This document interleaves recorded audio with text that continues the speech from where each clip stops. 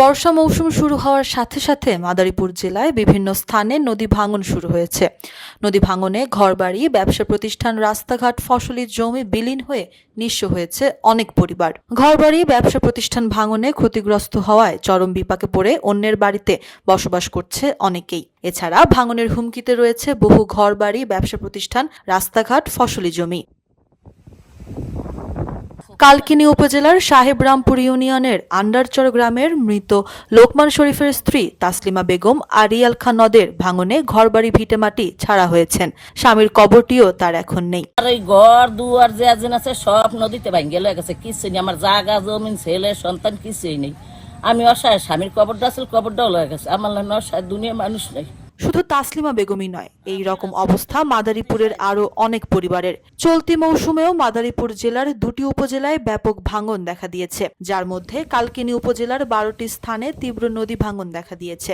উপজেলার সিডিখান, বাঁশগাড়ি, সাহেবরামপুরে আন্ডারচর, জাউল্লার হাট, করিমের হাট এলাকায় দোকানপাট, রাস্তাঘাট, ফসলি জমি ও বসতঘর নদীতে বিলীন হয়ে গেছে। এছাড়াও মাদারীপুর সদর উপজেলার কৃত্তিনাশা নদীর চর গোবিন্দপুর দক্ষিণ কান্দি, পাঁচখোলার আরিয়াল খান নদীর পুরাতন ফেরিঘাট এলাকায় নদী ভাঙন দেখা দিয়েছে। প্রতি বছর এসব এলাকার পরিবারের সদস্যরা বাধ্য হয়ে ভাঙনের আতঙ্কে বসবাস করছে। এছাড়া অনেক মানুষের বাড়িঘর একাধিকবার ভাঙনে বিলীন হওয়ায় পুনরায় জমি ক্রয় করে যে বসত বাড়ি করবে তাও অনেকের সামর্থ্য নেই। ভাঙনের হুমকিতে রয়েছে দোকানপাট, পোস্ট অফিস, রাস্তাঘাট, ফসলি জমি। জমিন ভাঙ্গে লয়ে যায়, হেতে খাই দিই। ফিরে আবার নদীতে ভাঙছে পর আবার ফিরে আবার মনে করেন আমরা জায়গা কিনে আবার বাড়ি করি, আবার হেও ভাঙনের সময় হয়ে গেছে, জায়গা চাপে গেছে। ভাঙার সম্ভব আছে, ভয় আছে, একটু আতঙ্কের ভিতরে আছি।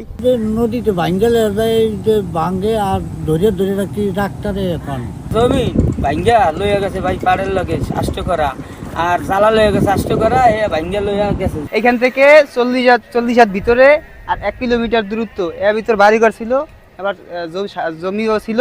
তারপর 10 দিনের ভিতর ভাঙে নিয়ে গেছে।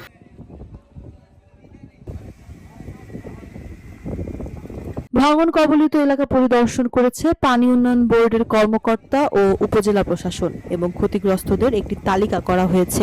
ভাঙন কবলিত স্থানকে চিহ্নিত করে পদক্ষেপ গ্রহণের কথা জানালেন পানি উন্নয়ন বোর্ডের কর্মকর্তা। কালকিনিতে প্রায় 12টা স্পটে ভাঙন আছে। তো আমরা ইতিমধ্যে একটা স্পটে চিহ্নিত করছি, যেটা খুবই গুরুত্বপূর্ণ।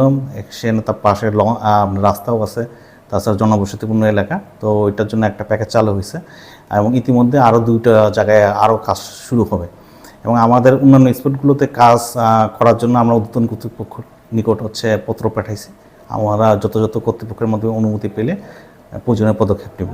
প্রতি বছর মাদারীপুরের যেসব এলাকায় নদী ভাঙন দেখা দিচ্ছে সেসব এলাকায় স্থায়ী বাঁধের ব্যবস্থা গ্রহণ করে স্থায়ী সমাধানের দাবি ক্ষতিগ্রস্ত এলাকাবাসীর।